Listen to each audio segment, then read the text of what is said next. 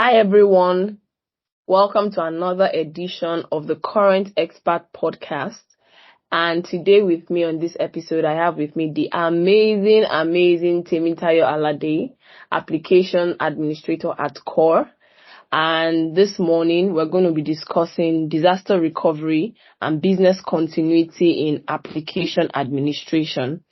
Just to give you a brief overview of who Temitayo is. Temitayo is a DevOps engineer with over 3 years experience in design, implementation, and maintenance of software systems.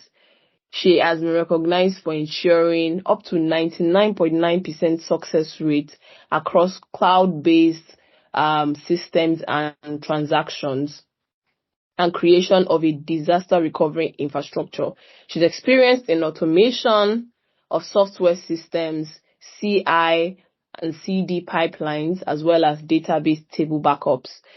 Please give a rousing applause for the amazing Temitayo Alade. Hi, Temitayo. Hello, how are you? I'm good, thank you. Thank you so much for joining me on the podcast today. How do you feel today? I'm good, thank you. How are you? I'm doing great as well. So basically, we're going to be discussing disaster recovery and business continuity in application administration. I know, you're a pro in that aspect, so I'm basically just going to be asking you some questions. Okay. So as many people can. I know you're a pro now. I know. You're a pro. So basically, we're just going to be helping people listening to the podcast to just have a better understanding of this subject matter. I'm going to jump right into the questions. Are you ready? Yeah, sure. I'm ready. Okay. Awesome. So, Temitayo, for as many people that don't even know, can you tell us what exactly is disaster recovery and how does it affect business continuity from an application administrator point of view? Okay. So I'm going to explain disaster recovery as someone that watches football. So, by the way, I'm a very huge football fan. I support the best club in the world, Manchester United. If you don't agree with it, you can fly away. Okay. So I'm going to give a scenario of a football match where Manchester United is playing with, let's say, Chelsea, and then as Rashford is about to score, Rashford, which is our forward, is about to score, he gets he gets like an head collision with an opposing player, which is the Chelsea player, and then maybe he goes down, he's injured, and we are now down to 10 men rather than 11. Okay. So that is recognized as a disaster. Now, how do we recover from disaster? Their substitution. Eric Ten Hag brings Garnacho in. Garnacho can replace Rashford in that particular position that Rashford is playing, and then Garnacho continues the game, and we are able to adjust with Garnacho, and then, of course, Manchester United wins with 2-1. Wow. Okay, that's by the side. So, disaster recovery means making sure your apps or software services have a backup. So if something goes wrong, it can quickly get back to operation as fast as possible, and it keeps everything running smoothly. Now, from an application administrator perspective, it involves ensuring data backup, system redundancy, and a plan for a swift application recovery. It's like having a safety net for your software services to minimize downtime and maintain business continuity in the face of unexpected disruption. So, as an application administrator, a crucial role is ensuring reliability. We need to be able to tell our customers or the people using our products that our software services are very reliable. That is, in the face of even a downtime, the tiniest downtime, we are able to get back up as soon as possible. So it will look like there was never even a downtime that happened. Yeah. Oh, awesome. I super love the illustration you gave for football fans listening. I'm sure that it's so relatable. I'm not a football fan, by the way, but I could relate to that. And yeah, basically anybody listening would understand, okay, there's a disaster and then there is that need to bring up recovery systems such that it never happened in the first place. We can minimize damage, basically. Thank you so Yes. much for that, Temitayo. So I'm going to Okay. go on to the next question. What are the most common challenges that you have encountered in ensuring business continuity during a disaster? Feel free to give examples, if you may. Okay. So first of all, monitoring. Okay. So uh in my team, we need to be able to monitor specific components of the entire architecture of our service. So that is like in the football scenario that I explained earlier, that is like understanding the strengths and weaknesses of each player, like Okay. knowing the player fully. So you need to know who is strong on defense. That is, we have the Maguire, Lisandro Martinez, Varane, talking from a Manchester United POV now. And then, and who is a goal scorer? We have Garnacho, we have Oiland, we have Rashford, even though Rashford is not really doing well right now, but we'll get back there. and now they work, and now they work together. That's one of the major things that we need to know. So getting a general information about services, knowing the individual components that make up the entire architecture of the service is very crucial. And Mm, then after monitoring, there is also like the continuous testing of the disaster recovery plan. So most times when people get like a disaster recovery, like something happens and there's like a disaster recovery plan that maybe worked at that particular period in time, mm-hmm. people don't try to readdress the plan to see that, okay, would this plan work in another scenario, or try to test it Mm-hmm. again to make sure it is better. We just say, okay, we have a disaster recovery plan and it is stored in one documentation somewhere such that whenever there is any disaster, there is that document that is just going to work. And sometimes, most times, it doesn't work that way. There might be a different thing entirely, and then you would have to draft out the process again. So testing different scenarios can also be one of the things. Then Okay. finally, there's cost. Mm. So Okay. the cost aspect is like having a backup team. Imagine having 11 players that are currently playing football. Then you have another 11 that you'll be paying their salaries. When they are injured, you have to take care of them. You have to plan for their upkeep and the likes. If it is an international player, you have to look for how the international player can cope with the conditions of the country he or she is playing and the Mm. likes. Setting up a DR region with virtual machines is akin to having a reserve team with similar skills and capabilities, like I explained.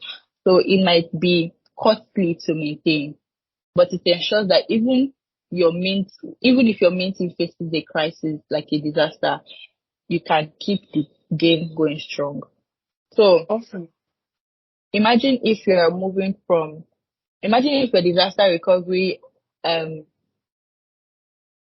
imagine if your disaster recovery environment, cloud environment is Okay. AWS, for instance, and you're currently on Azure. You have to move your services to AWS and create servers or cloud virtual machines that will work for AWS. And that means you have to pay with the way AWS wants you to pay for their services. If AWS says you can't be paying monthly, you have to be paying annually, you have to be able to pay that. So yes, there's cost. Yeah, I think Mm. those three are like the major. major ones. Yeah. Awesome. So if I hear you clearly, you talked about monitoring. You talked about um I can't remember how you clearly put it, but basically that there's not a Yeah, one continuous foolproof, testing audit. exactly, continuous Yes, testing. There's not a one exactly. foolproof approach to Yes. disaster recovery. You have to continually reiterate, go back to the drawing board, because what worked for one scenario might not necessarily work for another scenario. So there has to be that process of continuous iteration and improvement of your disaster recovery plan. And then lastly, you mentioned Yes. cost also.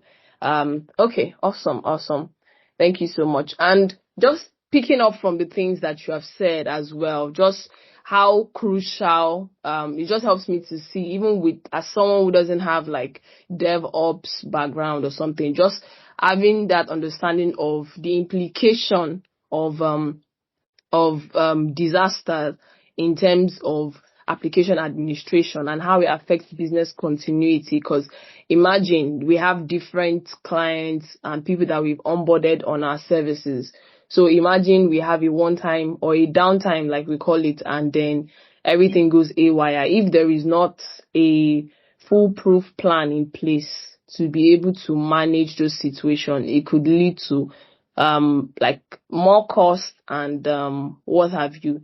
So I really hear you on that. I'm going to go to my next question, which Okay. is, so we're hearing AI automation and the likes, like the buzzword in tech these days. Can you Yes. discuss the role of automation and AI in enhancing disaster recovery processes?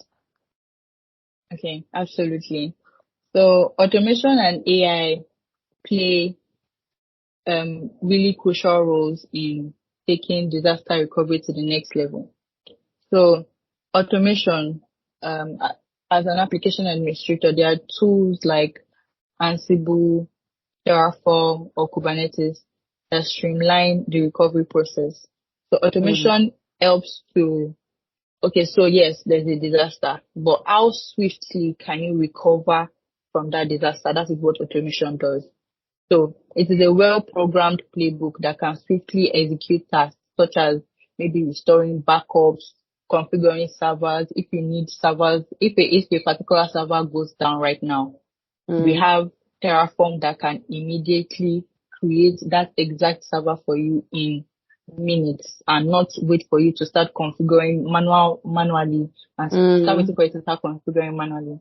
So yes, there is Terraform. There's Ansible. In case you want to install several dependencies on the particular server, you have Ansible that can help you automate the installation of those dependencies, and it works swiftly too.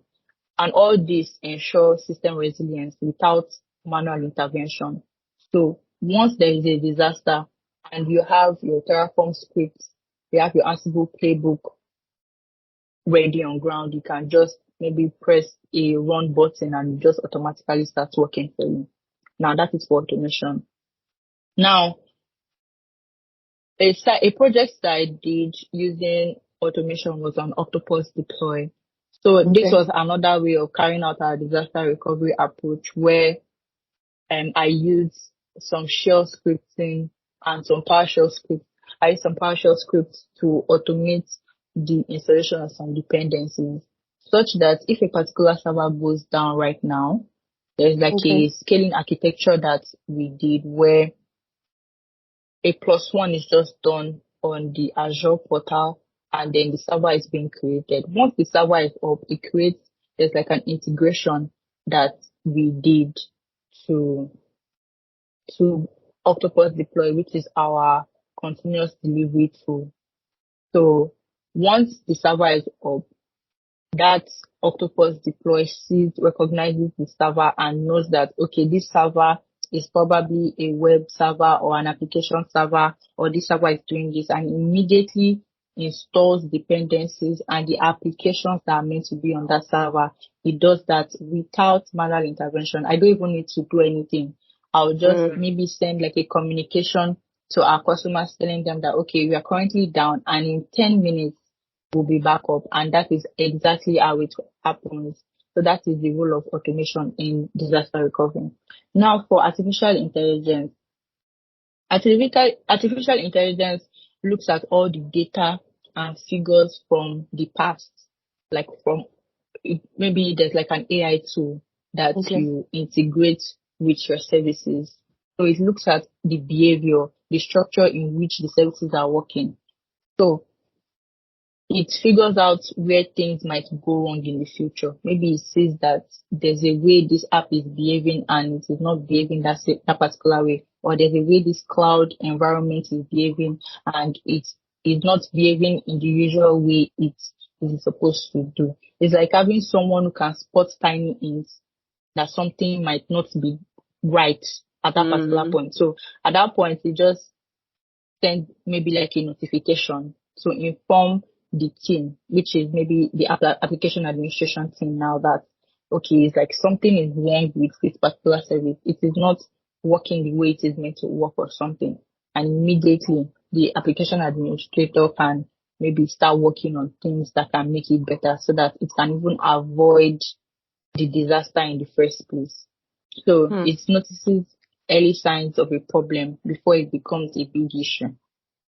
So it can prevent disasters by fixing things before they get out of control. So automation helps with swift recovery of a disaster, while artificial intelligence helps with likely predictions of a possible disaster. That way it can even be curbed. Yes. Awesome. Oh, thank you so much, Temitayo. Basically, I hear you clearly that automation and AI, basically in all spheres have come to make our life easier in that sense. I mean, being able to detect issues just because there's a pattern, even before it becomes a full-blown disaster recovery issue, it's really, really awesome. And so I'll go to my next question. What's your perspective on the importance of employee training and awareness in disaster recovery plans? Employee training and awareness in disaster recovery are like having a team that knows the game plan inside out. So it's very crucial because just like, again, my football scenario, just like the way players on the field need to understand their positions and moves. There's left back, there is center forward, there is defensive midfielder and the likes. How they are able to know their positions and what they are meant to do. Employees need to know their roles and actions during a disaster. So training ensures everyone is on the same page.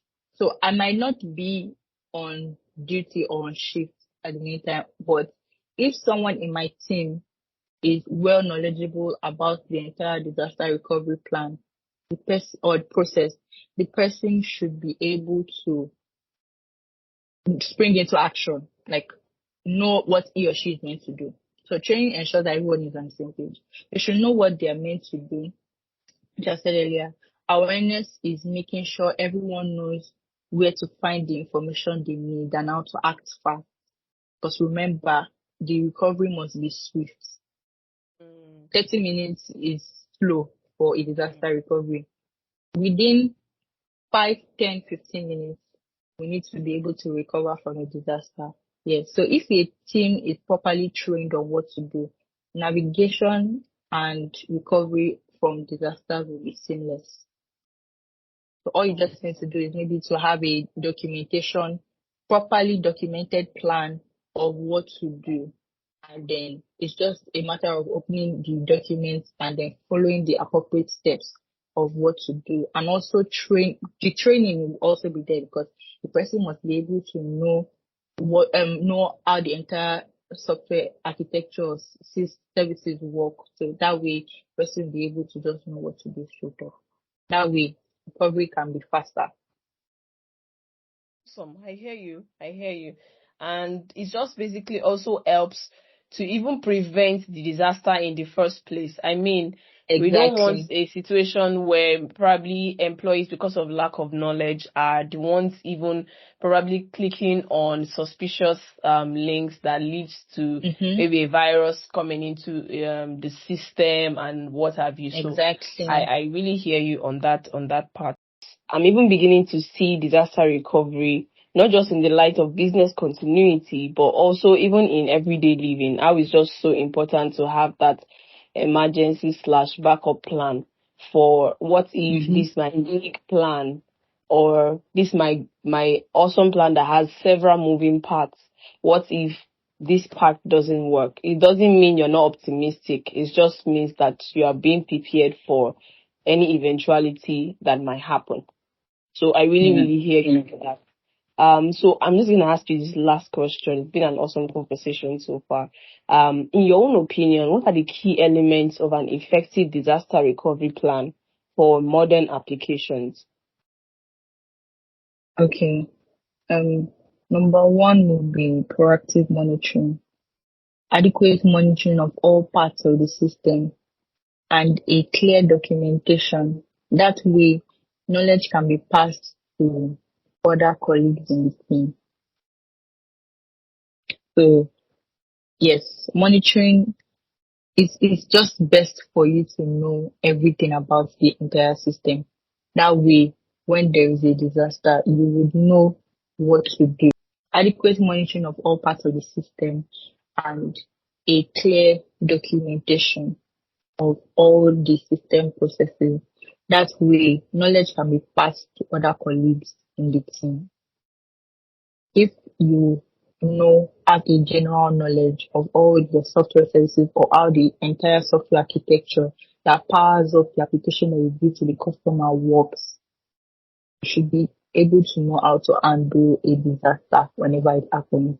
You will know the particular service that is tied to this function or this feature of the total software system. Now there's regular testing. So there's something we call chaos engineering. Chaos engineering is just basically introducing faults into a system to test its resilience. So there can be a particular um maybe a particular day where a chaos engineering is planned. So somebody can just do something like maybe delete a particular data, and then the steps in which recovery of that particular data is done can be documented. That way, if something like that happens, we'll just automatically know what to do immediately. So those steps will be documented. So in the context of disaster recovery, chaos engineering involves deliberately causing disruptions or failures in the system to assess its resilience and ability to recover, which I already said. By simulating disasters, teams can refine their recovery process, identify weak points, and ensure the system can bounce back effectively when faced with unexpected events. So that is key. Now the third one is, which is automation, and that I have described earlier. How you can swiftly recover from a disaster is very essential. So if it is about running scripts, if it is about writing some playbooks or Terraform, like I explained, if it is about writing them down for some of the crucial services that that are in a particular company, so that way, if a particular thing happens, you can get back up like in 5-10 minutes or so. And then also getting the customers involved, adequate communication with the customers is also really good for the business. That way the customer knows, or the customer gets feedback and what the company is planning, because before you get a customer on board, there are some expected SLOs or SLIs that is already agreed with the customer. So when you pitch a 99.9% success rate for some of your services, that's 0.01 can be for the time of when there is a disaster. So that way, if you communicate to your customers, adequate communication that, okay, we're currently having this issue and it will be back up in 10 minutes, rather than the service going down and then the customer having to inform you that, okay, we can't reach something or we can't do something.